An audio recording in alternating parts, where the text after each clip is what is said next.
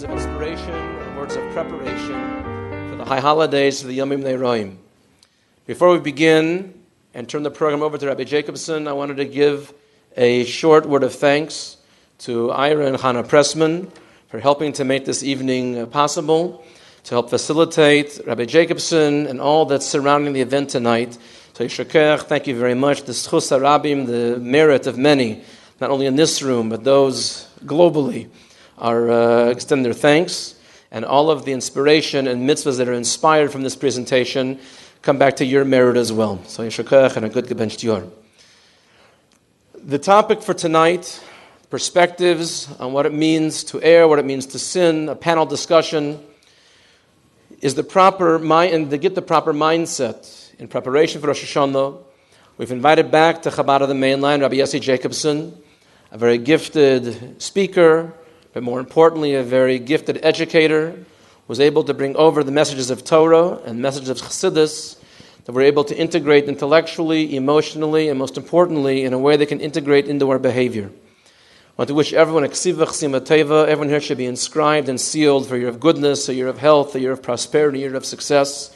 And all of our wishes and all of our needs should be satisfied by HaKadosh Baruch Hu, by the Holy and Blessed be He, to only enjoy a year of tremendous, tremendous success. Rabbi Jacobson, turn the program over to you. Thank you very much.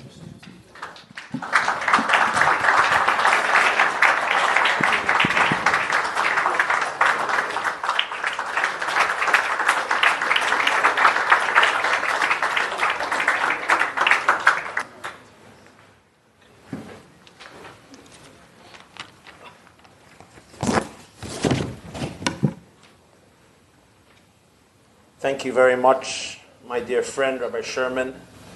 Welcome, dear friends, ladies and gentlemen, brothers and sisters, those who are here, Hakel, those who are assembled here. Physically, we're thrilled to have you, and we're thrilled to everybody who is with us virtually. Communities and homes and shuls and centers and Chabad centers around the world. Welcome to all, Bruchim Habayim, and Shana Tova.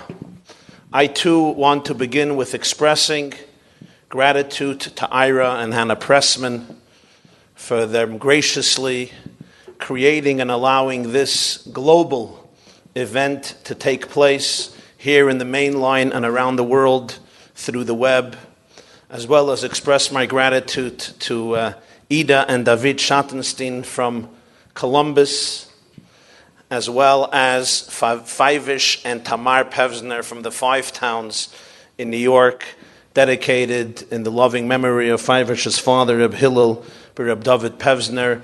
Thank you very much and welcome to all. They tell the story about a man who was lost in the wilderness, 1 day, 2 days, 3 days. He could not find his way out. Desperate, dejected, scared, searching for every possible opportunity, hint to get out of this barren wilderness, but to no avail. And then suddenly, in the middle of his search, he sees a man with a lantern. With excitement, with ecstasy, he runs over to this person. And he says, Sir, I've been lost in this forest for 3 days. Please, can you share with me the way out? The man smiles and says, you have been lost for 3 days. I have been lost for 3 months. All I can tell you are the ways which will not take you out of this forest. I have experimented. I have attempted many a route. And rest be assured, I am the expert on which ways will lead you nowhere. There are experts for everything, and there are experts for this too. I cannot tell you which way will take you out of the forest. If so, the man tells him, let us hold hands and search for a new way together. And that is why we are here this evening. There is confusion. There is turmoil. There is sadness. There is desperation. There are questions. There are doubts. There is pain. We attempted many pathways. Some of us are great experts on which paths take us nowhere. Tonight, let us hold hands and search for a new way as we begin a new year, but together. It's been said, and I think I shared this here in the past, by Rabbi Nachman of Breslov. Rabbi Nachman said, what is the difference between speaking and singing? When you speak, he says, and somebody else starts talking in the middle of your speech, what do we call it? Interruption. But if I'm singing and somebody begins singing in the middle of my song, what do we call it? Harmony. The objective of life, he then said, was to stop speaking and to start singing. But here's the catch, friends. As we have said in the past, there are people that even when they sing, they're speaking. And there are others that even as they speak, they're singing. Those who speak their whole life, everybody's always interrupting them. Those who sing, everybody is harmonizing with them. So to be able to hold hands and search for a new way together, we have to learn how to sing, not only speak. And thus, we begin tonight's special event, pre-Rosh Hashanah, pre-Yom Kippur of 5770, with two songs on the words of Avinu Malkeinu, the high holiday melody, Avinu Malkeinu, our Father, our King. Please join us together with world-renowned Cantor Berel Zucker, who is here with us, with his brother, the pianist Chani Zucker, for Avinu Malkeinu.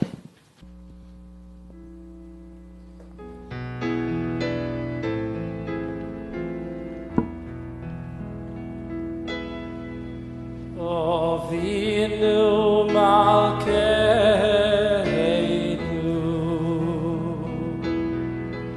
Choneinu V'Haneinu, Avinu Malkeinu, Choneinu V'Haneinu, Ki ein banu ma'asi. Avinu Malkeinu,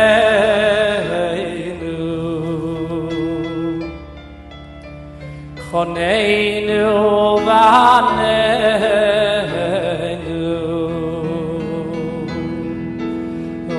Avinu Malkeinu, Choneinu V'Haneinu, Ki ein banu ma'asi.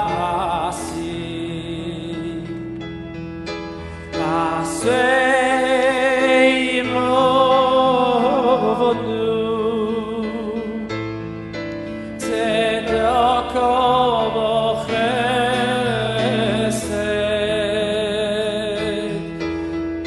Asei monu, tzedako v'chesed, ve'yoishieveinu. Asei monu, tzedako v'chesed.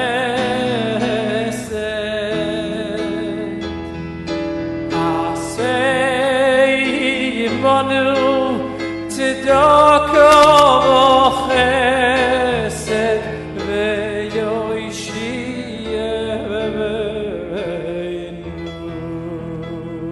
And now the Avinu Malkeinu, composed by Rabbi Shneur Zalman of Liadi.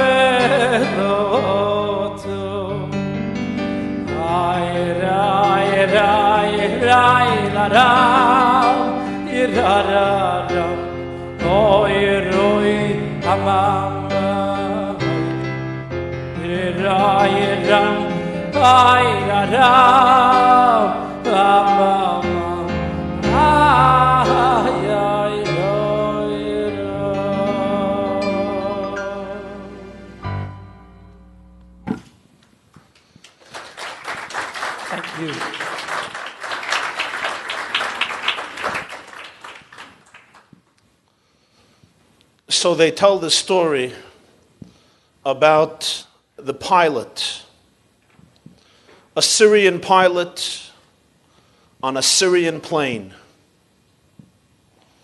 And as he's flying, he sends out an emergency message. One of my engines is failing. Can anybody in the area help me? I need to make an emergency landing. Any country besides, of course, Israel. Silence, no response. 10 minutes later, oi, the Syrian pilot shouts, a second engine is failing us.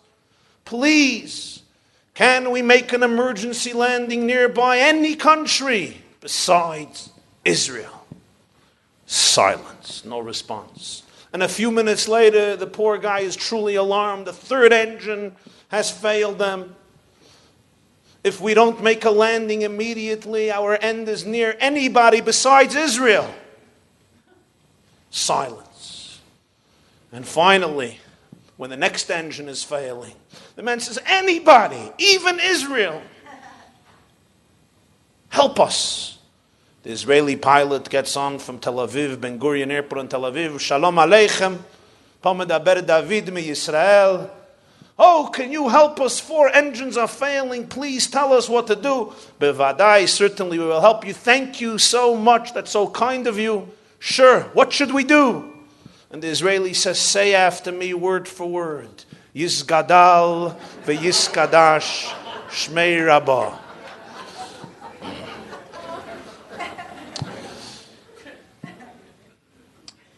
Tonight we explore the secret of renewal, following mistakes, errors we human beings make in life. Sometimes one wakes up a little too late, hence the significance of the high holidays. And tonight we want to go on a little journey. And for this journey, we're going to study a very enigmatic piece of the Midrash. Reflect on it, and then see how a short enigmatic passage contains within itself extraordinary layers of insight and depth.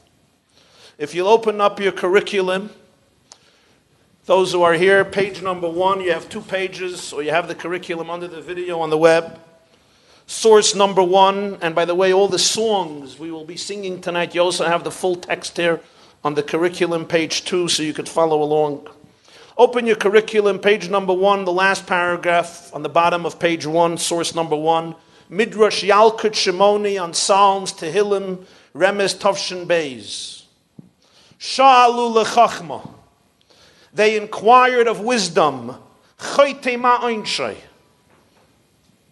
What is the punishment of the sinner? Amra lahem, wisdom responded, Chatoyim tirdoif ra. Evil pursues iniquity. Sins are pursued by ra, by negativity. It's a verse of Proverbs. Proverbs written by the wisest of men, the paradigm of wisdom. So the Midrash says they asked wisdom, what is the fate of the sinner? And wisdom responded, evil negativity pursues sin. Sha'alu l'nevuah. They asked prophecy. Choyte ma'oinshai. How shall the sinner be punished? Amra lahem, prophecy responded.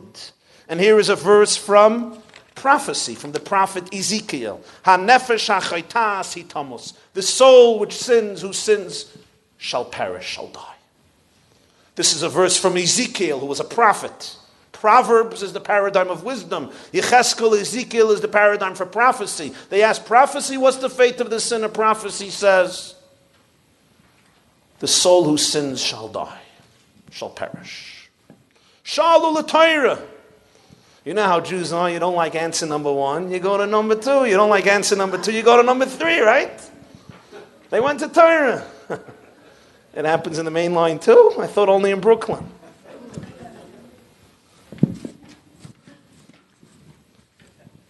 Sha'alu l'Torah, they came to the Torah and they asked Torah, Choyte ma'oinshai, what shall be the fate of the sinner? Amra lahem, the Torah quoted Leviticus. Leviticus is not the prophets, it's the Torah. Yavi asham v'yischaper loy. Let this sinner let him bring an offering, a sacrifice, a guilt offering, and his sin or her sin will be atoned. It says yischaper lo. I guess women never sin. This was written by men. Shalu HaKadosh Baruch Hu, they came to God. They asked God, Choyte ma'oinshai, what's the fate of the sinner? Remember, wisdom said, negativity pursues sin. Prophecy said, death. Torah said, an offering, a sacrifice. What did God say? Amar lahem, God responded, Yaset tshuva v'yischaper loy. Let this person do tshuva. Let this person return, repent, and he shall be atoned. Haduhu diksiv, this is the meaning of the verse in Tehillim and Psalms. Toiv v'yasher Hashem al ken yorech hatayim badarech. Good and just as God, thus he shows the sinners the path. Shehu moira lechatayim derech sheyasu tshuva. He shows the sinners a path, a way out, by doing tshuva, by doing repentance. And this is the end of this episode in the Midrash. Difficult to comprehend. It seems strange. What do we have here? An argument between wisdom, prophecy, Torah, and God? And who is the source of the wisdom in Proverbs? And who is the source of the prophecies in Ezekiel? And who is the source of the perspectives of Torah? Not God. Wisdom has one response, prophecy another, Torah a third, and yet God has a fourth. What do we have here? 4 different religions? 4 different Jews? 4 different synagogues? What we see is an argument, a debate, natural and inherent to the Jewish structure, to Jewish history. As they say, Jews have always been debating and fighting. It's just a sophisticated people gives their fighting sophisticated names. We fight with the world. We call it sociology. We fight with God. We call it theology. We fight with ourselves. We call it psychology. They say about an old shul where they never could get it straight, whether you sit by Kaddish or you stand by Kaddish. And once fighting takes roots in synagogues, it never leaves. So every Saturday there was another commotion. Half of the congregation was getting up, and half of the congregation was sitting down like stubborn mules. These would not budge, and these would not budge. And one Saturday it just became unbearable because they started to hurt each other. They were throwing the cholent and the kugel and the kishka and the knutches. It was just total havoc in the synagogue. So the board decided we have to put an end to all these troubles. What do? They said, there's a guy, David Siegel. He's 106 years old. He's in the old age home. And he was one of the founding members of the synagogue. We'll approach him and ask him how they used to do it in the good old days. So the first group, the sitters by Kaddish, went to Mr. Siegel, 106. Were you from the founding members? Yeah. Isn't it true that in this synagogue they always used to sit by Kaddish? The man thinks, he says, I can't say that that's how they did it. Disappointed, the other group rejoiced. They come back the next day, Mr. Siegel, isn't it true that in this synagogue they always stood by Kaddish? He thinks, I can't say that that's how they did it. He didn't give an answer. So the next day both groups came. And this one says, Mr. Siegel, isn't it true they used to sit? And this one, isn't it true they used to stand? And right there and then in the old age room, they started to kill each other. Sit, stand, no, sit, no. And he looks, says, that's how they used to do it.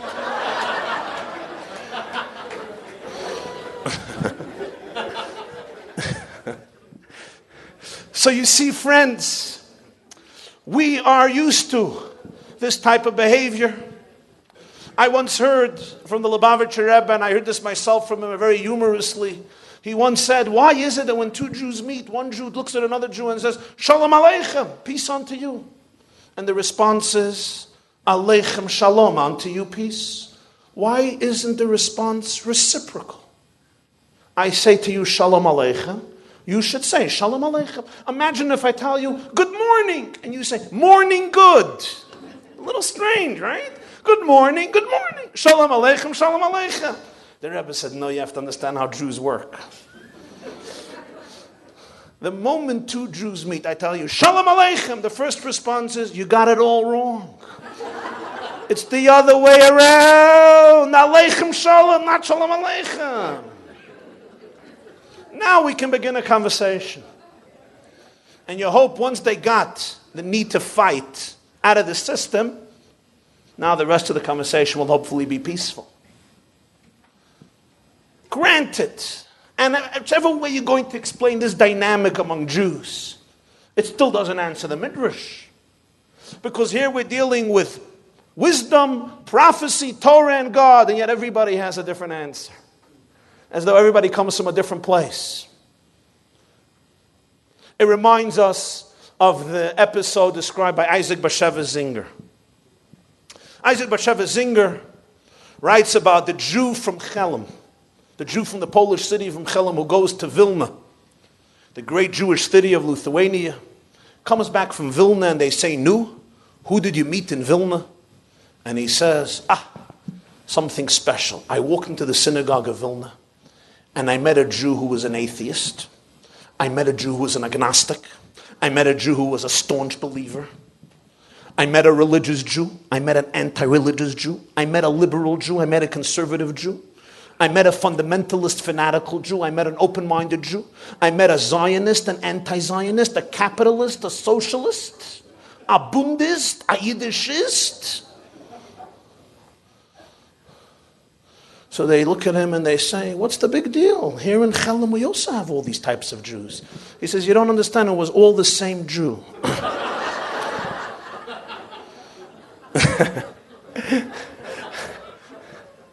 This, friends, is the key to understand the Midrash. These four responses are not responses given by different authors who are not on speaking terms with each other. After all, God has a relationship with Torah. They're on speaking terms. It's His Torah. After all, wisdom and prophecy also have a relationship with Torah and with God.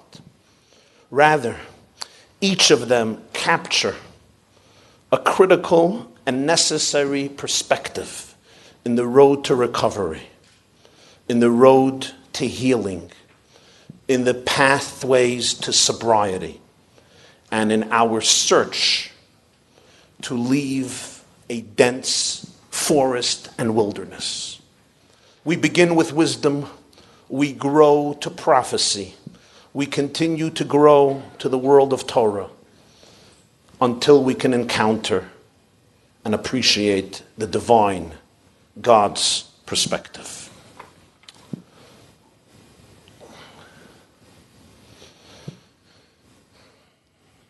Each of us makes mistakes in life.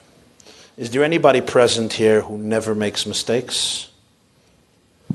I'm sure some men think they never make mistakes, no?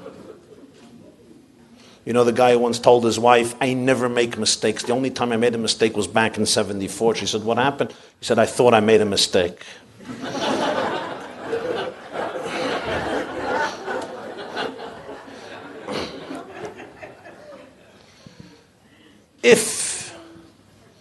If there is somebody present here who never made a mistake or never makes a mistake, you can leave. But if they say the only people I know that are perfect are the people I don't know well, but when we know ourselves well and we know others well, we know that mistakes are inherent to the very chemistry of human nature and to the very chemistry of human life. And thus,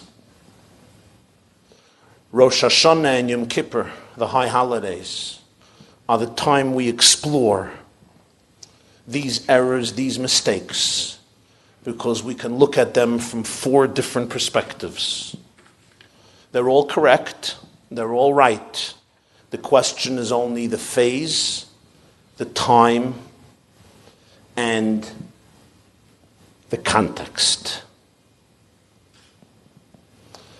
The first phase is the phase of wisdom. But preceding all of them is the honesty. The keen honesty, acknowledging a mistake. A man once came to a Hasidic master. The Rebbe, Reb Shmuel, the 4th Lubavitcher Rebbe, he has committed a heinous sin. But he was ashamed to tell the Rebbe what he did. So what do? When you want to confess to the rabbi, what do? You don't say, Rabbi, I did this and this. You say, Rabbi, I have a good friend. Right? You wouldn't know, but I've had the experience. Rabbi, I have a good friend, and he sent me here. So he comes to the Rebbe, Reb Shmuel, he says, Rebbe, I have a very, very close friend. He did so and so. He's embarrassed to come. So he sent me to ask the Rebbe how to fix the sin. So the Lubavitcher Rebbe looks at him and says, I have a question. Why did your friend have to send you? So that you could tell me that he did it. Why couldn't your friend come here and tell me that you did it?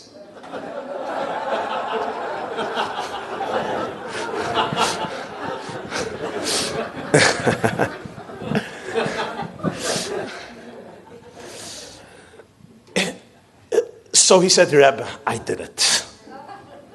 He said, now let's find the way out. And he gave him the way out. But I want to ask you a question. Why did he have to do this? Did he just have to tell him, hey, you're not going to get away. I know your secret.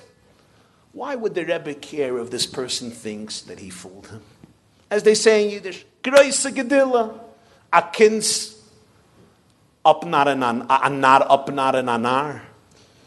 The same Rebbe once said, we don't fool anybody in this world. We don't fool the world, we don't fool God, we only fool ourselves.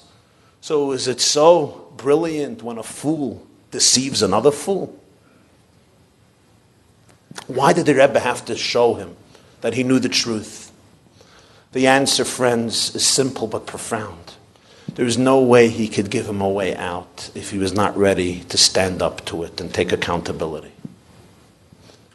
You don't have to be perfect in life, but you have to be accountable in life.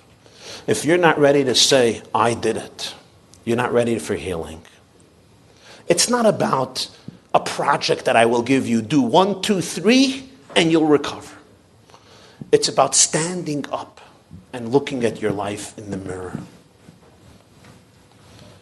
This is a major theme of the high holidays, expressed in those words, Ya'ala Tachanunenu, which is recited as a poem the night of Yom Kippur, when a person, a Jew, looks deeply into the mirror.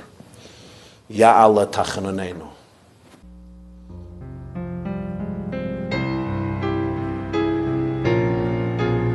Please join.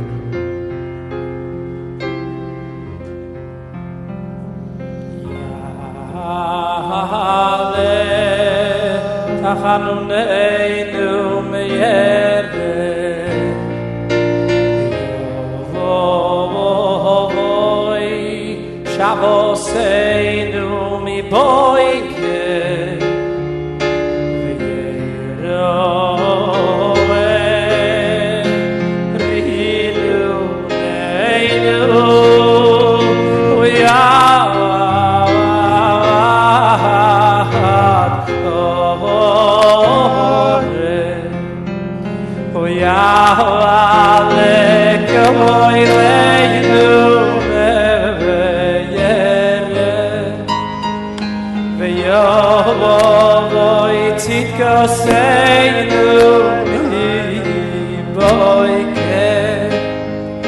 V'yerowe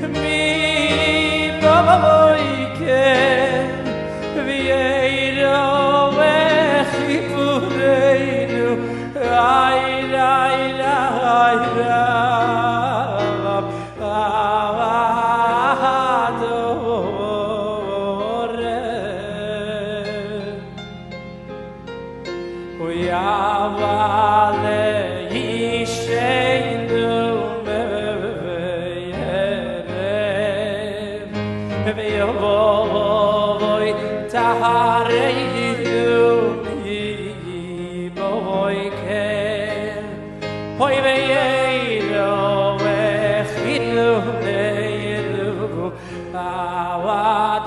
neinu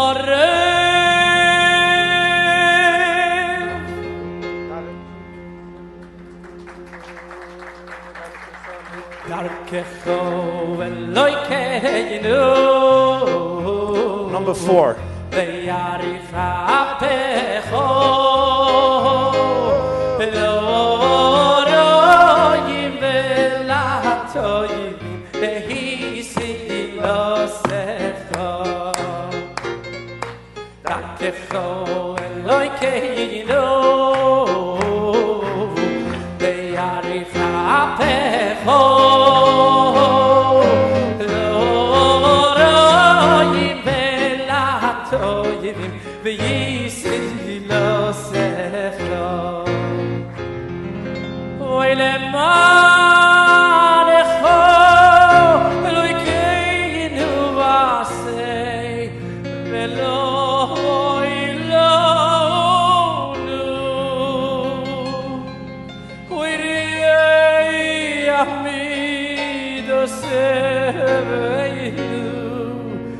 Dalim vereki.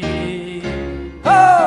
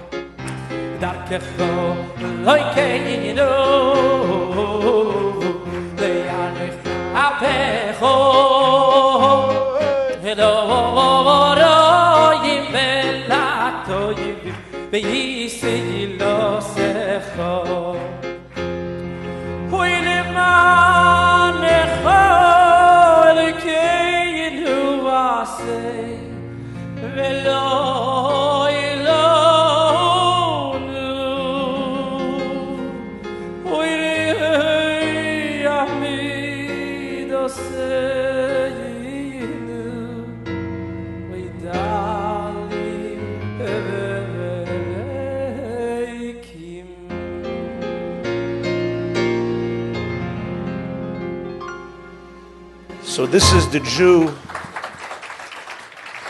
Thank you. This is the Jew who on the night of Yom Kippur says these words, "See that I am empty and impoverished." And so, when I do look into the mirror, and I could turn to my Rebbe, to my mentor, to my teacher, to my soul, and say, I have made these mistakes. I have made these errors. I have violated these principles. Wisdom responds one way, prophecy another, Torah a third, God a fourth. Wisdom says, Chatoim tirdef ra, verse in Proverbs, negativity pursues sin. I would explain wisdom here as spiritual psychology, meaning the role of psychology, of scrutinizing the human psyche, its patterns and its trends. Even deeper psychoanalysis is to explore the facts, to explore the movements, the pathways within the human psyche. Just as there are physical laws of cause and effect. If I go out to the street and it's very cold outside and I'm not wearing a coat, I'm going to get a cold. If I place my finger on a stove, a burning stove, my finger will get burnt. Is that a punishment? You can call it a punishment. I would call it a natural consequence. There are laws of nature created by the author of nature, causes which create certain effects. If I jump down from a few floors, I might hurt myself. That's the way it is. But these laws don't only govern the physical world, they also govern the psyche of a human being, the soul of a human being. When I behave in a way that is alien to my nature, and that is alien to my essence, and that is alien to my innermost identity, I live a dysfunctional life. So what is the response of Chachma? What is the response of wisdom, of the spiritual, psychological study of the human soul, of the human chemistry? Chatoyim tirdef ra. Negativity pursues sin. When somebody lives a life in which they become unaware of a system which is aligned with their true identity, when I behave in a fashion which is alien to who I am as a human being and as a Jew, the consequences are negative. For this, you only have to know the inner workings of a person's soul. When I lie, there are consequences. The consequences are not only if I get caught. I may never get caught. You know Shmuel? Guy Shmuel, he stole the rabbi's golden watch. Beautiful golden watch somebody bought the rabbi. He stole it. It's Yom Kippur. He wants to confess. He comes into the rabbi. He says, Rebbe, I stole a golden watch. The rabbi says, Oy Gewalt. You have to immediately return it to the owner. He says, really? Absolutely. Go to the owner and return it to him. He says, Rabbi, what if the owner doesn't want the watch? Then the rabbi says, if he doesn't want it, you can keep it. He says, Rabbi, would you like the watch? The rabbi says, no, I told you, give it to the owner. Shmuel says, but the owner told me he doesn't want it. The rabbi says, then you can keep it.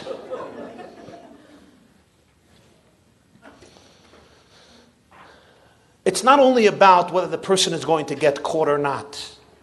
It's about understanding the spiritual patterns of the human psyche, of the human heart, of the human mind, and of the human soul.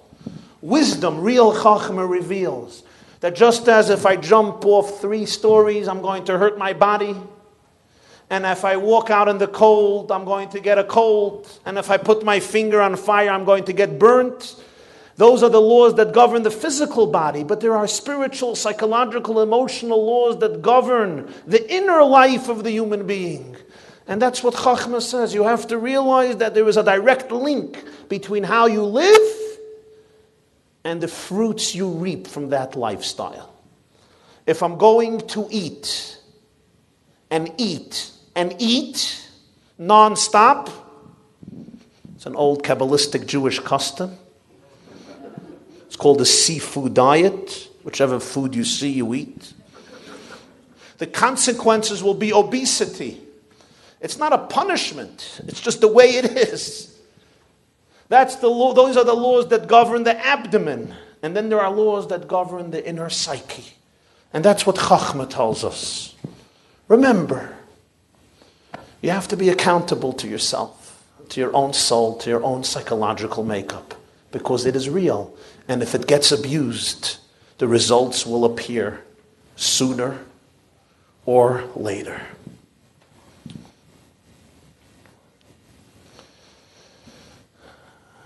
You can deny reality for a while, but usually reality will prevail. Such is its nature, it's real. There's an alcoholic who lives in my community, and he once told me, he said, Rabbi Jacobson, I drink to drown my sorrow. I fail to realize that sorrow floats.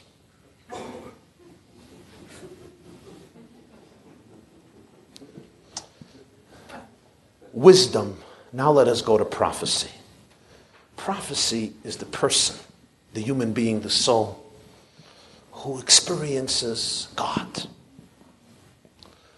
Not the person who is an expert on human psychology and on the human soul and on the human system and knows that morals and ethics and values and integrity and goodness and kindness and mitzvot are inherent to a healthy life psychologically, emotionally, and spiritually, but the person who actually senses the presence of God in a very real way.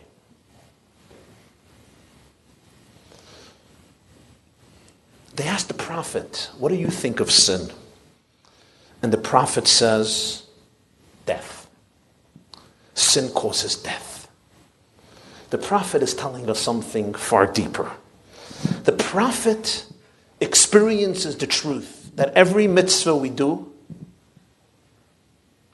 creates an intimacy between us and God.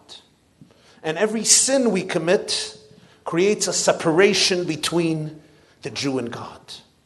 And for the prophet, for whom life equals oneness with God, the sin, separation, is a form of death.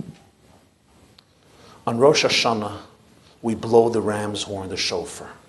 Why? What happened on the first Rosh Hashanah? Adam and Eve were created. How were they created? What does Genesis say? Vayipach ba'apav nishmat chayim. God blew into their nostrils a soul of life. God blew. We do the same thing on Rosh Hashanah. We take a shofar and we blow. We blow a soul of life into the cosmos, into the world, into the Jewish people. We mimic God. The only creature concerning whom it says God blew a soul into him is the human being. How did God create the rest of the world? How? By blowing? Speaking.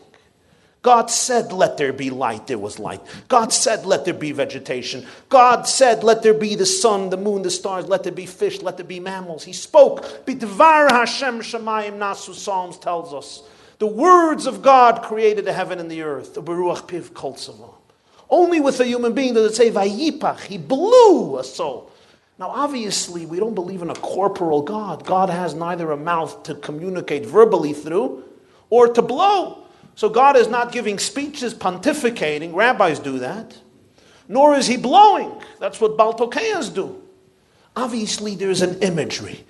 The imagery that's being used, according to the Tanya, Rabbi Shnei Zalman of Liadi, communicates a very powerful idea. He says, and let me use it. Let me give a very simple example to explain what he says in the third section of Tanya. You remember when you were a little child and your parents were having a conversation about you in the kitchen? So what do? You got out of bed, and unless they spoke another language, like my parents who spoke Russian when they didn't want me to understand, but if they were speaking the language you understood, you would go to the door and you'll put your ear by the door and you pick up what they say. And of course the next day you prove your parents wrong and so on and so forth, as every good Jewish child. Although they close the door, they lock the door, but the sound travels. You put your ear to the door, or not even, you lie in bed and you hear the conversation. You may not hear it as clear as if you were in the kitchen. You may miss a few words, but you get the picture. But what happens if somebody lets out ear? Somebody lets out ear in any direction, blows. Here, if there is a wall, will the ear pass? No. It will not penetrate the partition, the wall. So words can travel beyond the wall. When somebody blows, the ear cannot travel. The wall will stop it. Says Rabbi Shnei Zalman, this is the difference between the rest of the world and the soul. The rest of the world, God speaks into being. The soul, God blows into being. What is the difference? God can speak the world into being even if the world creates a partition and a wall between themselves and God. God's words will still penetrate. Yes, it won't be so clear, it won't be so obvious, it won't be so exciting. It'll be muffled and blurry and so forth. But the energy comes through. The world can exist. The sound can go through the wall. But what happens if a soul puts up a wall between itself and God? God is blowing and the ear doesn't travel. So the soul doesn't get the oxygen it needs to live. That's the sensitivity of a soul. When a soul is disconnected, when a soul creates a wall between it and reality, between it and its true essence, between it and God, it's anathema to its very existence. So prophecy, which actually experiences God as a real reality, feels. How do we create walls between ourselves and God? God is omnipresent. The only way we can create a wall is if we violate God's will. If God wants me to do something or not to do something, and I betray that will, that's a wall. The prophet doesn't only speak like the psychologist. Chachma, wisdom, spiritual psychology says, let me just tell you the facts. If you do this, this will be the result. If you do this, this will be the result. And the reason this and this developed in your life is because so, so, and so. And this is where a good psychoanalyst or a great therapist or shrink can bring you to, give you some clarity about the inner workings of your psyche. Spiritual psychology takes into account not only the mind from the human perspective, but also a deeper layer of human identity, including the spirituality of a person. The prophet who experiences God feels that every mitzvah creates intimacy with God and every sin creates disconnection. And then this is what the prophet talks about. The deep allergy, the deep sensitivity a soul has to sin. Then comes Torah. And Torah goes yet a step further. Torah acknowledges something that even the prophet did not capture. Namely, as deeply mistaken we have been, and as many sins we may have committed, nevertheless, transgression affects only a certain part of human existence, and there is a part of us which remains pure, sacred, and holy. And thus the Torah says, let the person bring an animal sacrifice, atoning for his sin, representing the fact that it was the animal, it was the beast within the human being who committed the transgression, but there is a part of the human being which remained aloof and detached from the transgression. This is the great fundamental idea of Torah. Maybe one of the most fundamental ideas of Torah. That no matter a person's circumstances, no matter what a person has been through, no matter the abuse we have created within our own lives towards ourselves or which others have imposed upon us, sadly and tragically, there is a part of you which remains invincible, pristine, clear, wholesome, harmonious, joyous, and complete. And the human being and the Jew can tap in to that space, to that sacred core, which transcends all of the sins, transgressions, mistakes, violations, and even abuse and pain, which we have wrought upon ourselves or others have wrought upon you. Sometimes it is very difficult to access that place.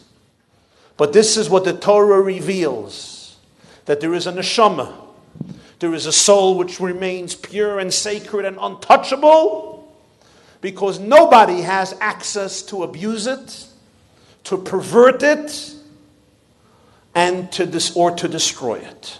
So the Torah says, let him bring an animal offering, representing, yes, we have another side to ourselves as well, but there is a core that remains pure, and the animal sacrifice acknowledges it. This is the Torah's perspective. Sometimes psychology does not acknowledge that. Psychology, including modern psychology and its many systems and branches, including the father of psychoanalysis, Freud himself, don't necessarily acknowledge that there is a true, sacred, invincible, divine core in every human being, notwithstanding the circumstances. What psychology can offer is, there's ground zero in your life.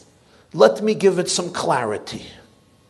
Let me show you some of the patterns. Let us figure out some of the trends. Let us understand your responses, your subconscious experiences, your instinctive responses from childhood and so forth. The Torah introduces the fact that there is a core which you can rely on to redeem you, to heal you, to take you out.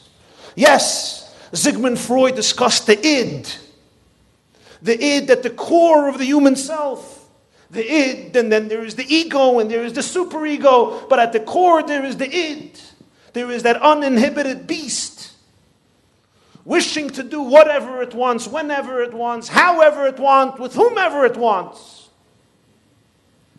But what was Freud missing? The id of Freud was missing one letter. You know which letter? Y. The Yud. The Yid beneath the Id. Freud came and said, let us dig. And if we dig, we will discover mud and gravel and yet more mud. The Torah says, true. A lot of mud in the system. A lot of dirt, a lot of filth, and a lot of gravel. But if you dig deeper, you'll find diamonds. Freud was not the only one who explored dreams. In Jewish history, we have another great explainer of dreams. Who? Joseph. Also interprets dreams. Yosef is made up of 4 letters. Yud, Vav, Samach, Fei. The last 2 letters of Yosef, Samach, Fei, is the acronym of Samach, Fei, Sigmund Freud. So what was Sigmund Freud missing? The Yud and the Vav. The 2 letters of the tetragrammaton of God's name. The Id beneath the Yid. The diamonds beneath the dirt. The core self that is sacred and untouchable. Parents, teachers, educators, rabbis, leaders ought to give their children, their pupils, their disciples this confidence that they can look in the mirror and find the Yud and the Vav beneath the Id. So, the Torah added this new dimension. And then we come to God. We went to King Solomon, who was a great psychologist. We went to Ezekiel the prophet. We went to Moses. And then we go to God. You see, the difference between the prophet and God is very important. The prophet is spiritual. It's his greatness. It's also his downfall. God is not spiritual. We could say that God is spiritual as much as we can say God is physical. God is infinitely beyond the spirit as much as he's beyond the corporal. So the prophet looks at a human life and says, a mitzvah is one with God. You become one with God. Sin, you detach from God. And if you're detached from God, from the prophet's perspective, that's a form of death. This the prophet speaks because he experiences God as a true reality. The prophet lives in heaven. The prophet lives in a very beautiful world of holiness, and therefore the prophet sees things in black and white, including spiritual black and white. This is black and this is white. But God himself, not his wisdom, and not his prophecies, and not his Torah, God himself never sees anything in terms of black and white, because God is expressed in the blackness as much as he is expressed in the whiteness. And God is on earth as much as he is in heaven. And God is in darkness as much as he is in light. Or as the verse in Psalm says, Im esak shamayim, if I go up to heaven, shamata, you're there. Atziyah sha'oil, I go down to the abyss, hineka, you're there.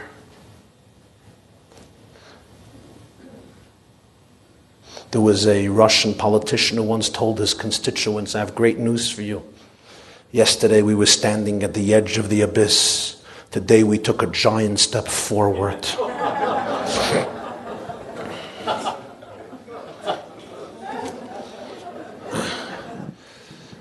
You see, friends, we use the word God, and it's a terrible thing that we use that word, friends.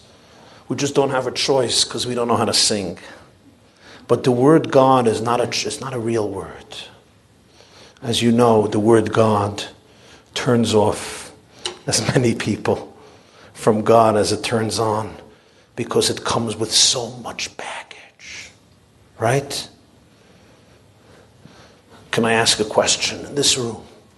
How many people instinctively, when you hear the word God, does your heart get a good feeling or a negative feeling? How many people sitting in this room, when you hear the word God instinctively, do you get a little bit of a negative feeling?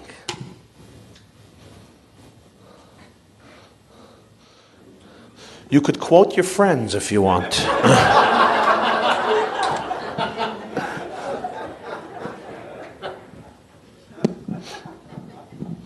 But I'm going to do a little exercise with you. I want you to do this exercise in your time. I want you, at any point, to close your eyes. Rosh Hashanah Yom Kippur, you'll have a lot of time between the cantors and the prayers and the sermons. Right? You know the story of the guy who's snoring in the middle of the rabbi's sermon. So the rabbi says, Mr. President, go wake up Yankel. He's snoring. So he says, Rabbi, you put him to sleep. You wake him up. There's another story of another guy who's snoring in the middle of the rabbi's sermon, and the president goes over to him and says, you really have to stop snoring. He says, excuse me, I pay full membership fees. I have a right to do whatever I want in the synagogue, including snoring. He says, that's true. The problem is when you're snoring, you're waking up other people. I'll tell you one more in honor of the high holidays. It's actually one of my favorites, one of my old-time favorites. And I know it doesn't apply to Rabbi Sherman and Chabad Center of the main line, because here there's a different experience. I'm just talking about New York, where there's a few shuls and a few rabbis. So there was a rabbi, usually the rabbi and the president never get along. You know that, right? They're usually not on speaking terms. It's usually 20, 30, 40 years they're not on speaking terms. When I see a rabbi and a president and a gabbai getting along, I make shachiyanu. It's a very miracle. That's why the rabbi sits on this side of the synagogue and the president sits there. And that's how it works. Usually. Again, not here. Present company excluded. Not in the state of Pennsylvania, but sometimes in New York. Shalom Aleichem, the rabbi says. The president says Aleichem Shalom. And that's the beginning and the end of every conversation. So there was this president in a very famous temple who would snore and sleep throughout the entire sermon of the rabbi for 25 years. It was embarrassing, sitting up on the stage snoring. The gabbai hated both of them, as he usually does. If you know gabbais, right? If you know a little shulpal. So the gabbai wanted to take revenge from the president who was about to fire him at the next board meeting. So the president goes over to the rabbi and says, Rabbi, give me permission next Saturday when he starts snoring to take a stick and knock him on his head to teach him a lesson. The rabbi says it's a beautiful idea, a very noble idea. I give you my full consent. The gabbai is excited, comes home, he tells his wife, it's unbelievable what's going to happen this Shabbos, tremendous stuff. He gets ready, a bat. He's not going to take a broom, he'll take a bat. Rabbi starts talking, sure enough, everybody gets into position, the usual suspects, the rabbi is preaching, and the president is snoring. And the gabbai walks over to him and takes a stick and knocks him over his head. And the president looks up, sees the gabbai with a bat. He tells the gabbai, do it again. The gabbai is like, why? And the president says, I could still hear him.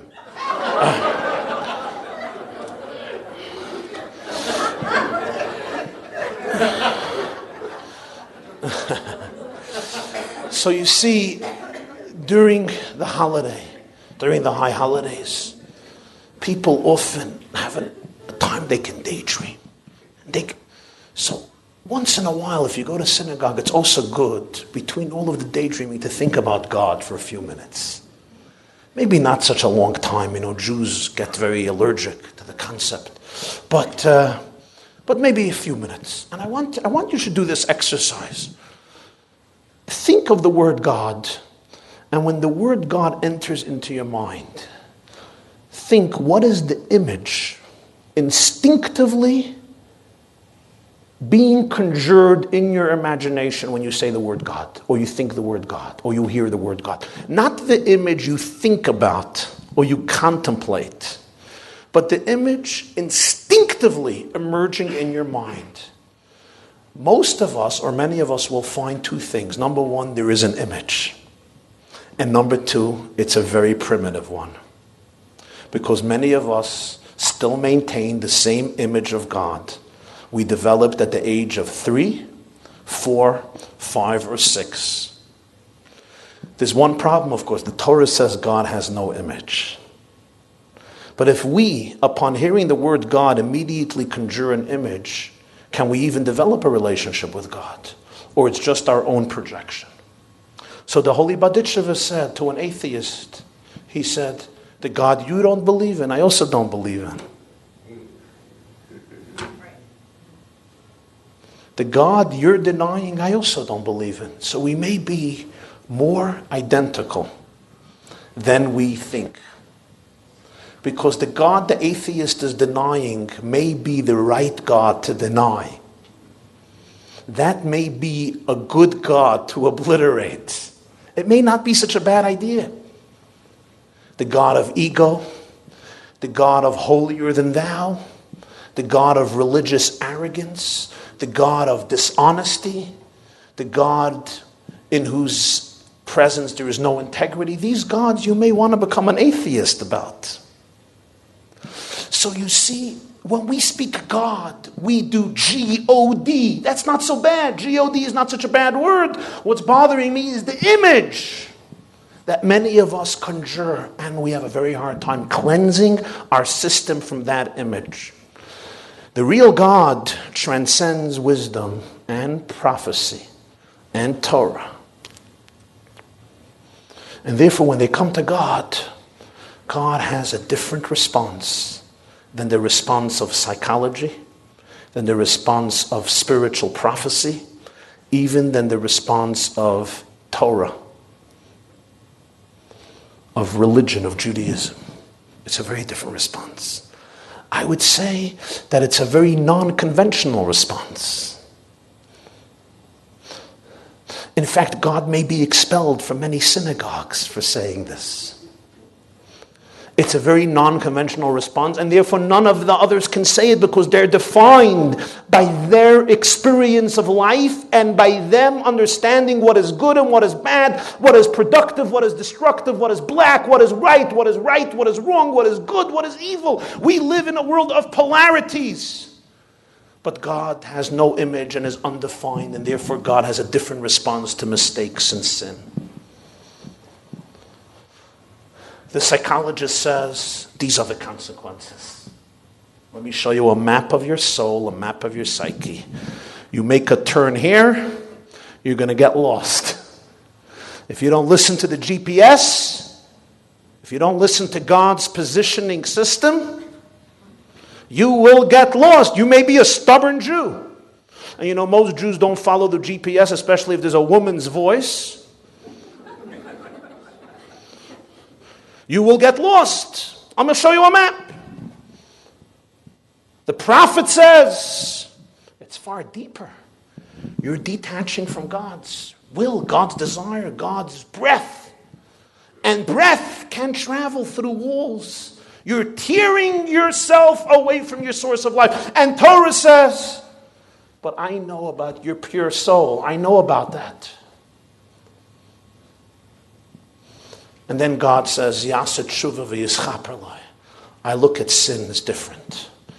Sin is actually, mistakes are actually the only opportunity for a person to do tshuva. It's the opportunity for recovery. It's the opportunity to rebound.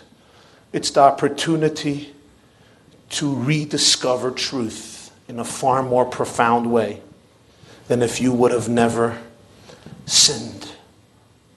So God comes and says, who decided to call it a mistake?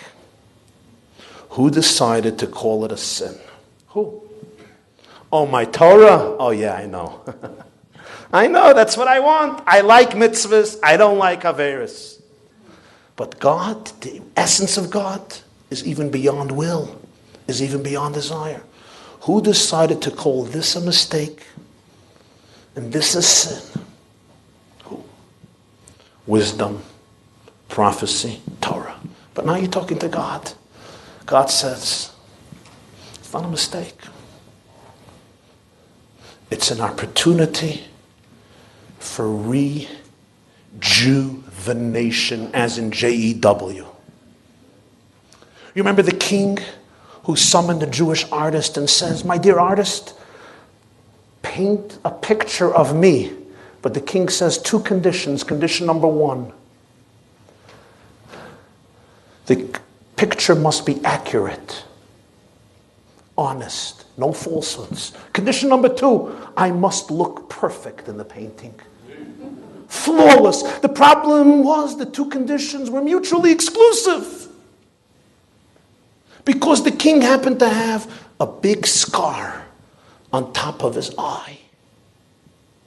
So this Jewish artist was in a dilemma. What does he do? If he creates a flawless painting, it's not honest. If he creates an honest painting, it's not flawless. And in the good old days, if you don't fulfill one of the monarch's conditions, you come out with a head shorter. So what does a Jew do? He goes to his rabbi. He says, Rabbi, I have a problem. So Rabbi says, let's have a shtickle herring. And we'll become smarter. And then the rabbi says, tell me, does the king have a little seichel? The king is a smart man. Yeah, he's a pretty intelligent man. The rabbi says, okay, here is the idea. We're going to paint a picture of the king engrossed in thought. What do great scholars do when they're engrossed in thought? They take their hands and they put it on their forehead. And thus, the forefinger will be covering the scar. And he paints the picture. And he brings it to the king. And the king loves it. Wow, I'm an intellectual. And he rewards him even more. So you see, he took the very problem, he took the scar, and he redefined it as a piece of art which only brought out even more beauty. That's what true tshuva means. True tshuva doesn't only mean I'm a bad guy, and therefore there are bad results. I learned my lesson. Tshuva is not even, I really learned my lesson because this was a death call. Tshuva is not even, I'm a bad guy, I did bad things, but there is still hope somewhere in me. Tshuva is much deeper. Tshuva is redefining and questioning the very notion that you did a bad thing. Because if you learn from it to become a truer, deeper, healthier, more loving, more godly human being, it will turn out that the very mistake was actually a profound catalyst and a profound step in growth. The person who fails and stumbles, and then from that failure comes to learn what truth is, then their very failure becomes a springboard and a catalyst for a much deeper vitality and passion and growth. There's nobody who appreciates a cold cup of water as the man lost in the desert for 2 days who haven't had a drink and then quenches his thirst. The very thirst gives a new passion. And there's nobody who appreciates health like the person who has lost it. The very loss becomes part of the passion with which this person embraces his or her life. There's no love like the love that's almost been lost or has been lost, and then you reclaim it because the very loss then becomes part of the experience of love. They say that the Chinese survived for 5,000 years because the same character they have for the word crisis, they also have for the word opportunity. So that's a very different perspective on tshuva. This is now what the Medrash says. Which verse for God? Al kein yorech hatoyim badarech. So what does the Medrash put it beautifully? Mareh lechatoyim derech sheyasu tshuva. What the Medrash means is that the uniqueness of tshuva is that from the very sin we create a path to return. From the very place which got us so lost, We recreate the path to recovery. That's why there are 4 answers, because we have 4 phases. There is the psychologist. You come to your psychologist and you say, Doc or shrink, I'm not feeling well. I'm not feeling good about myself. I'm not happy. We live in an unhappy generation. I mean, Prozac and Zoloft have become the miracle drug of a generation. Many people are unhappy. I don't feel good. And if he's a real chacham, or she is a real chachama, they'll be able to show you, where is your life going wrong? Where is it being disaligned with the blueprint? And then you'll come to the prophet, or that part of you which is a prophet who will actually experience God. He will take it a step deeper and show you how you're detaching yourself not only from your own truth, but from the truth of reality, from the cosmic truth of the world.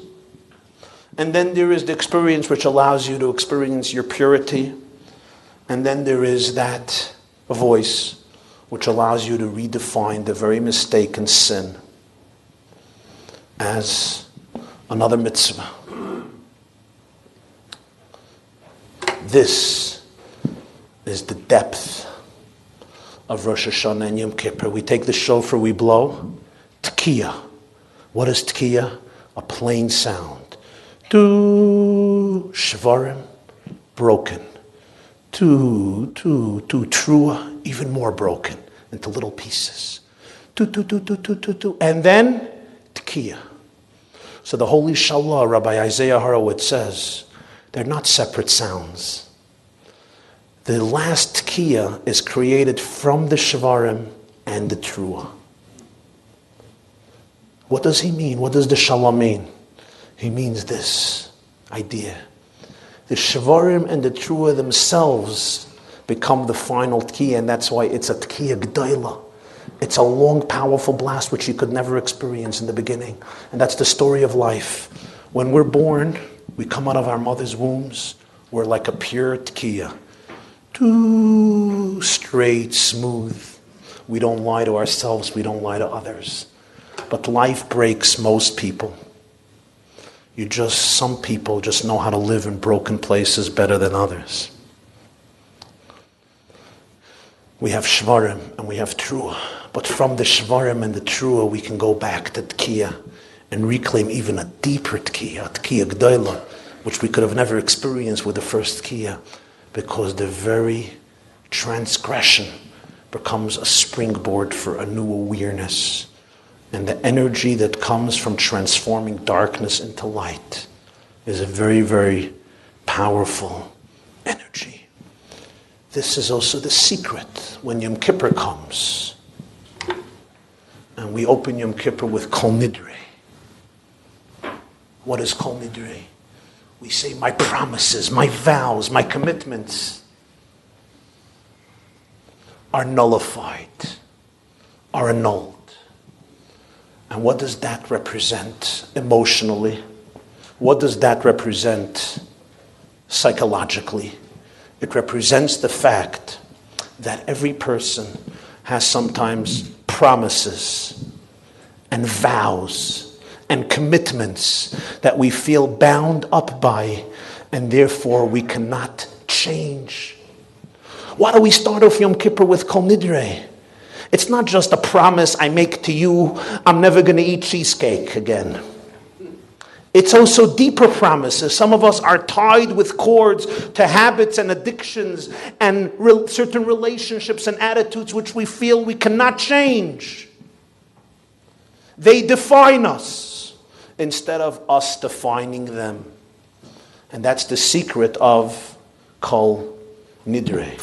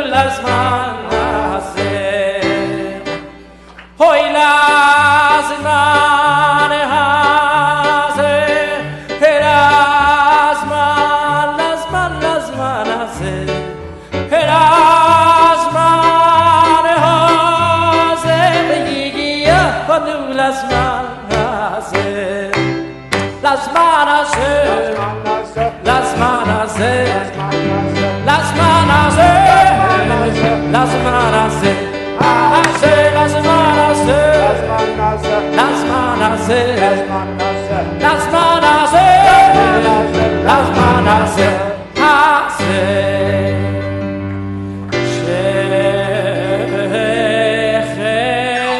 Yonu Vicky, Mono Vicky, Yonu Manaze, Yonu Vicky, Mono Vicky, Yonu Manaze, Yonu Vicky, Mono Vicky, Yonu Manaze. Oh, Yonu Vicky, Mono Vicky, Yonu Manaze, Yonu Vicky, Mono Vicky, Yonu Manaze, Yonu Vicky, Mono Vicky, Yonu Manaze. Hase, Hoy Laze Manaze, Hoy Laze Manaze.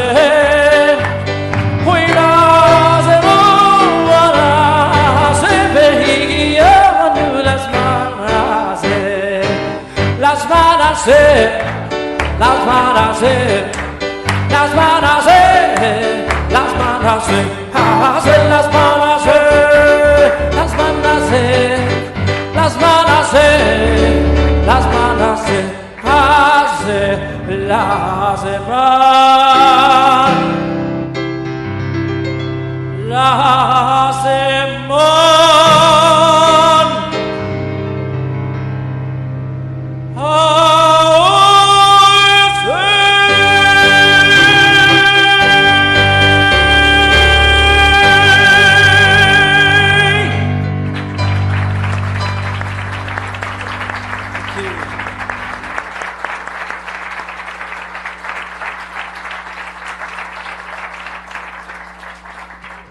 Rava.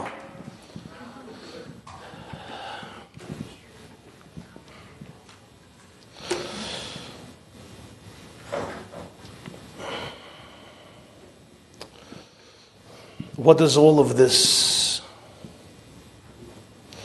mean very practically? To each one of us, it could mean something else. But I think one thing it means to all of us, and that is we can't afford to remain stuck in the past. We can't remain paralyzed not by our own mistakes or by other people's mistakes. We have to be able to have the courage not just to speak to our shrink, not just to speak to our prophets, not only to speak to our Torah, but also to speak to God. To speak to God means the courage to see things in a completely new way, unconventional, undefined by any preconceived notions. Because from there comes liberation. From there comes healing. From there you could look back at mistakes that have been committed by yourself, by your mother, of course. Not by my mother, by your mother. By your father, by your mother-in-law. Ha ha ha ha ha. Not my mother-in-law, I said your mother-in-law. By your siblings, by your brothers, by your sisters, by your husband, by your wife, by your children, by your employer, by your employee, by your rabbi, president, gabbai. And the whole spectrum of people who machas meshuga in our life in one way or another. And many just remain stuck. There's people we don't speak to. There's people we won't invite to a bar mitzvah. There's people we will not call up to wish Shana Tova because I'm not on speaking terms with this person. Yet you may be very deeply paralyzed. We have to have the courage to be able to speak and reach out to God and see it from God's perspective. A very different perspective. And then the very mistake and the very pain and the very negativity can experience its transformation. Yes, you can go straight to God.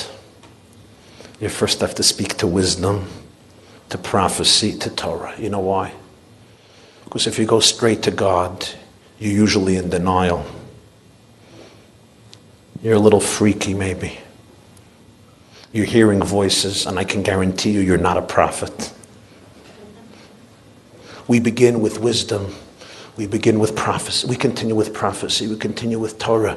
Deeply evolved stages of self-awareness, even the first, certainly the second, and then the third.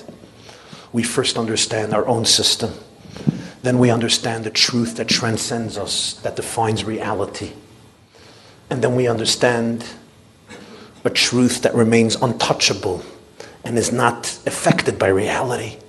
Those are the three levels. But then we can come to God.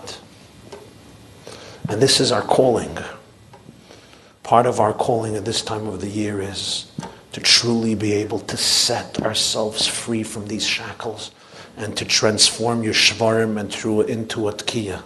Not only for yourself, but because the world needs your light. And as long as your light is trapped, as long as your angel is trapped in the marble, the world is not getting your light. There's people around you whom only you can bring healing to. Your embrace, your love, your gesture, your smile, your invitation. There are children, there are teenagers, there are youngsters who need your light for them to find theirs. So you can't afford to let your light remain enslaved, not just for your sake, but for their sake too. And here I conclude with this story. It's not a story, it's a life. But I feel today, as we celebrate the high holidays, 5770 in freedom, we have to remember Rosh Hashanah 1944. Location, Auschwitz, Auschwitz. Rabbi Tzvi Hirsch Meisels was a Hungarian rabbi. He authored a book called Mekatshe Hashem, Sanctifiers of God's Name. He smuggled a shofar into Auschwitz. He blew the shofar in his barrack. And then he went from barrack to barrack, and he blew the shofar for hundreds of Jews. And he writes, thank God I managed to blow 100 blasts, 100 blows, and fulfill the mitzvah of shofar. The Jews, he says, were overjoyed. But then a scene.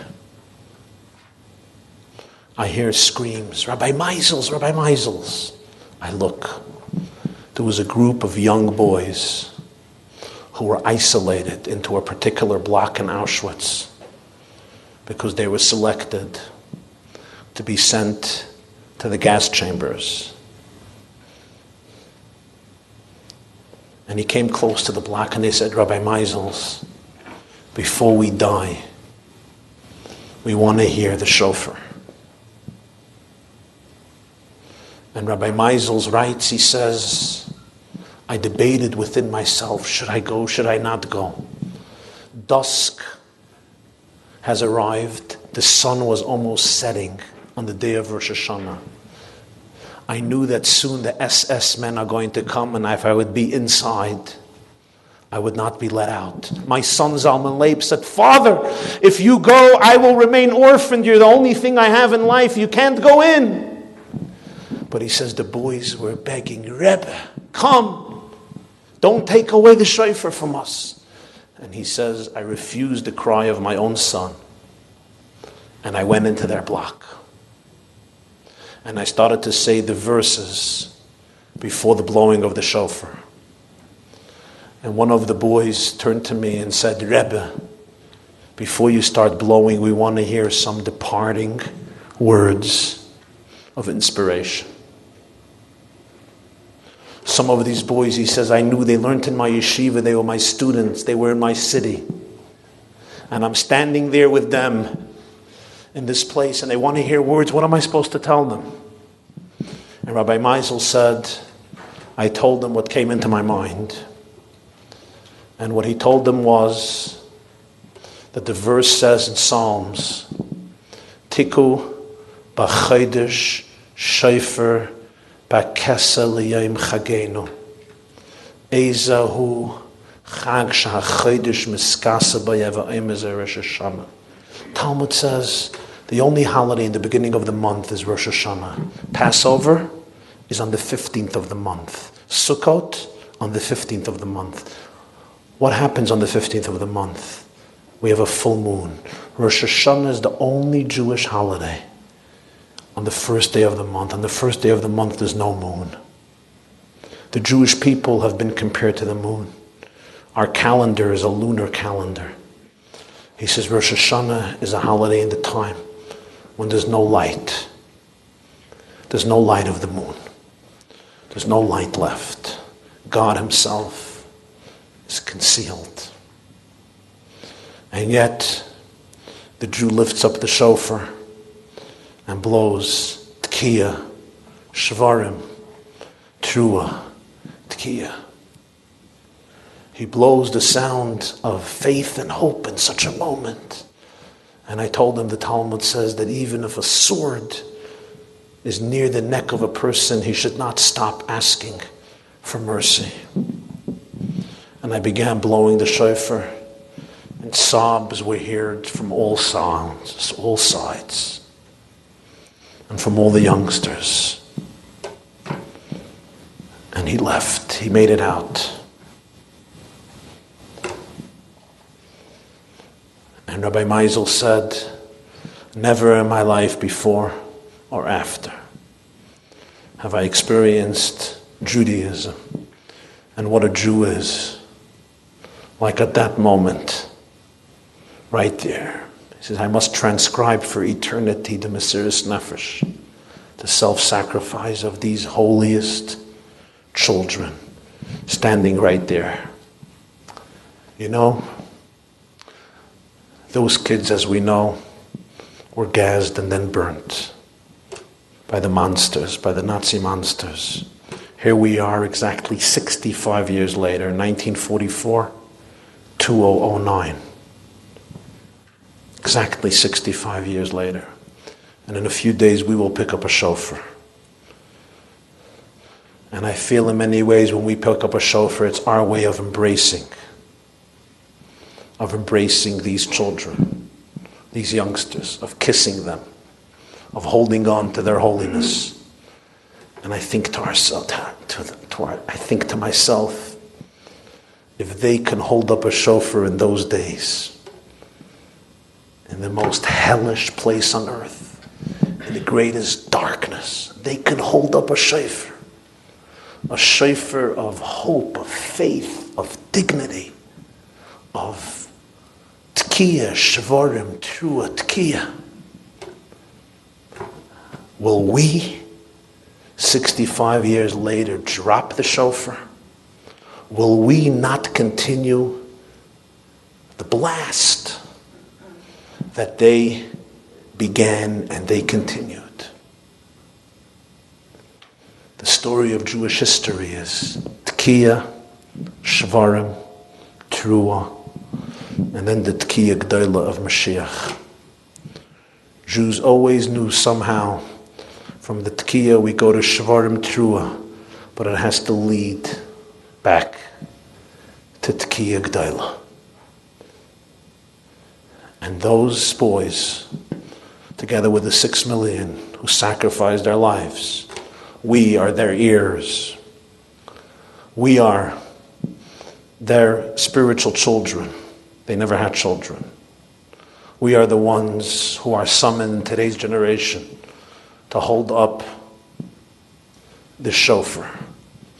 And Rabbi Meisel says, I walked out of their block with my shofar. I looked at them. They looked at me. And they all recited in unison that verse which we say in the Musaf of Rosh Hashanah, which we actually say every day. Uv'seirascha kasuv lemer. In your Torah it's written, Shema Yisrael, Hashem Elokeinu, Hashem Echad. Those were the words on the lips of those young Jews during those moments.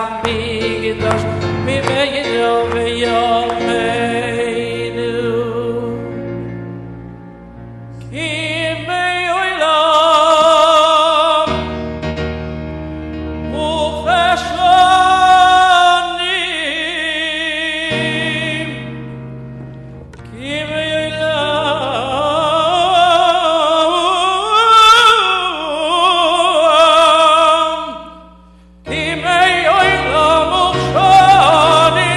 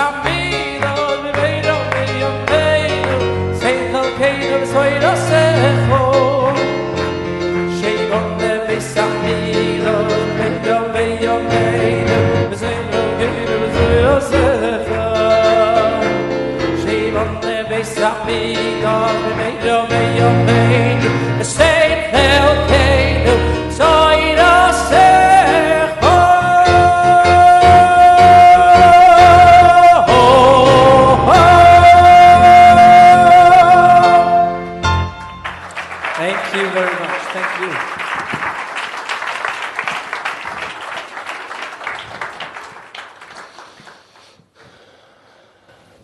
This, in a sentence, has been the secret of the Jewish people, the secret of Jewish existence.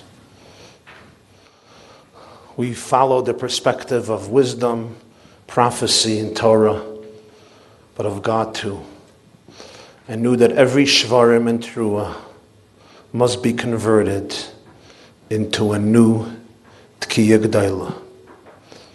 For every crisis, the Jewish people made a resolution to use it as an opportunity to rebuild. Every demolition became the beginning of a renovation. Mi cha'amcha Yisrael. After that destruction 65 years ago, what did our brothers and sisters do? They decided to use the Shvarim and Truah as a springboard for an unprecedented renaissance. One that we can witness right here in this room in mainline Pennsylvania, just as we can across the world joining us here tonight. We do this individually and we do it collectively. And thus, as we begin the new year, 5770. Good year for Chabad. Very good year for Chabad. Right? Even people who don't like Chabad have no choice. What's this year? 770. In Hebrew, it's Tafshin Ayin. Tafshin Ayin is the acronym Tehei Shnat Ashirus. May it be the year of wealth. We can all use a blessing for wealth. The Jewish people, Jewish institutions, the world, America, the world. Wealth materially and wealth spiritually. And the two must be connected. But wealth is not just about how much money you have in the bank and how many possessions you own.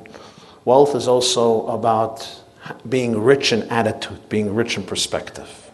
There are rich people and there are impoverished people. So the Talmud says, Ein ani ela b'deya. Poverty is in the mind. Wealth is also in the mind. There are people who may have a lot, but they are impoverished. And there are people who may not have so much, and may everybody have more, but they're very rich. And the reason they're so rich is because they have a rich approach to life. And what makes their approach so rich is that they never give up on seeing the richness in themselves and the rich opportunity in every experience around them to make from Tkiya, Shvarim Trua, a Tkiya. May you, us, all of our brothers and sisters in the Holy Land and in the world, be blessed with a Shana Tova Umetuka, a sweet year, a good year, a blessed year, in which God fulfills all of your and our heart's desires, materially, spiritually, and primarily a year when we will hear the real Tkiya G'dayla, Tka b'shayfer Gadol l'cheruseinu, the great blast of salvation and redemption, individually and collectively. B'mheira b'yameinu, may it be speedily in our days. Thank you so much.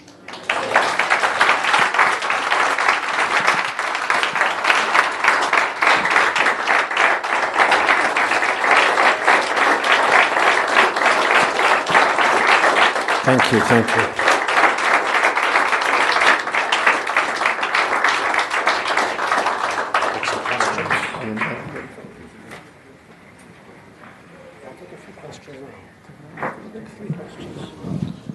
Take a few questions.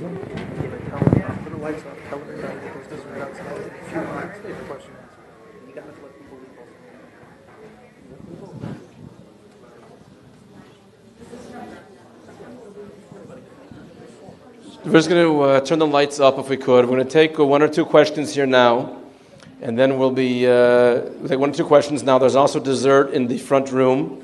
that we'll be able to partake of afterwards. Is there any one or two questions you want to ask at this time? Questions or objections? No questions? Go ahead. Yeah. So is it fair to say that the challenges in our life are put there deliberately? There's a pattern to as a result of our need to overcome them? Is it then fair to say that the challenges that we have in life are put there deliberately and there's a pattern to them? I don't think one should say it so bluntly because emotionally it could be very offensive for a person to hear that. You know what I mean? It could be very painful. But yet, on a deeper level, I think each of us on our own can reach that place where we ourselves can look back and say, I can say thank you for my challenges. I don't think I can tell it to somebody else. I don't think I can tell you, or you can tell me, oh, don't worry, your challenges, they're there deliberately, it's just there to help you. If it doesn't break you, it'll make you stronger. My job is to show empathy. It's a very deep personal journey. But each person on their own and collectively can discover that. And when we discover that, true healing can occur.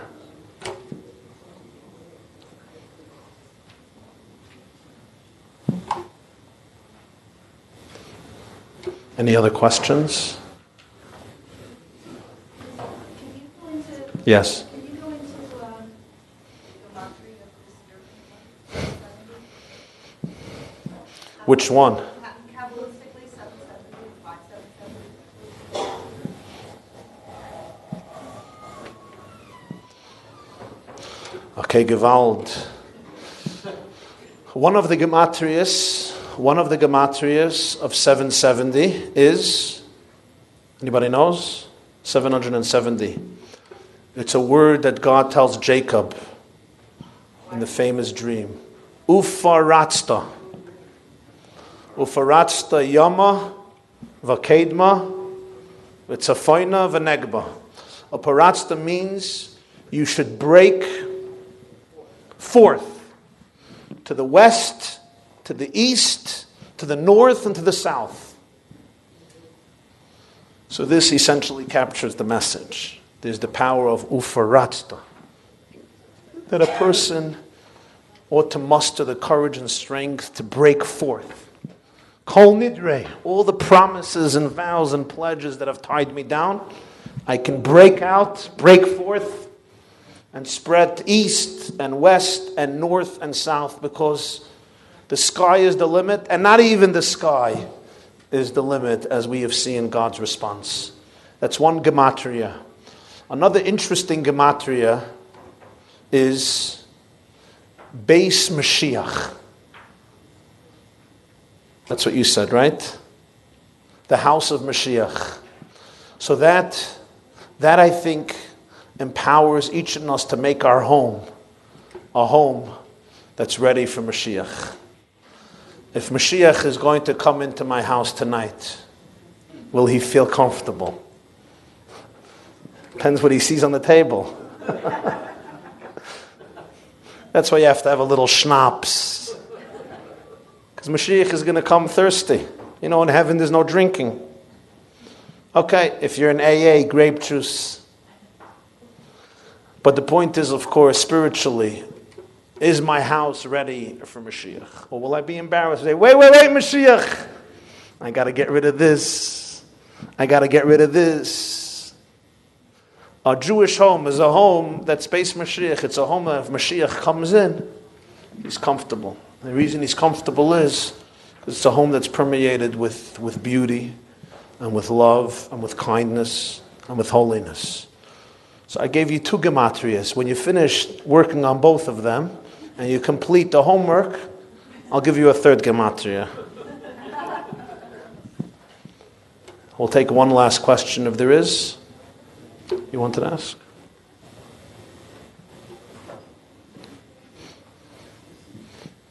You sure you're all Jewish?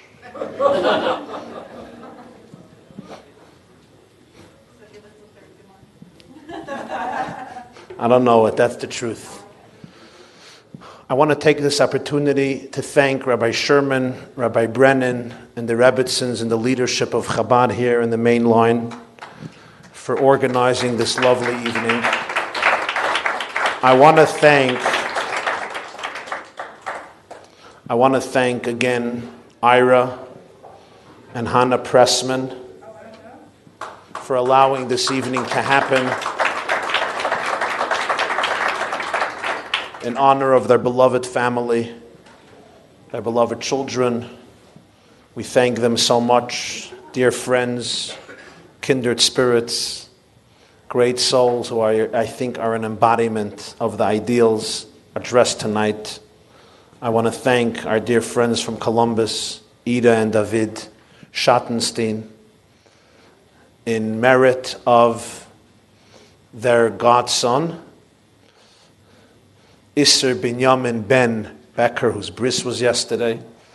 And I want to thank also Fivish and Tamar Pevsner and family who have dedicated this evening in the loving memory of Fivish's father, Reb Hillel, Reb David Pevsner, Zechron Levracha, who passed away on the 14th of Tammuz. Tahei Nishmas Eitzrura B'Tzur HaChayim. I wish you all a Shana Tova, a beautiful year, a year of love and redemption and light, and good night. Thank you.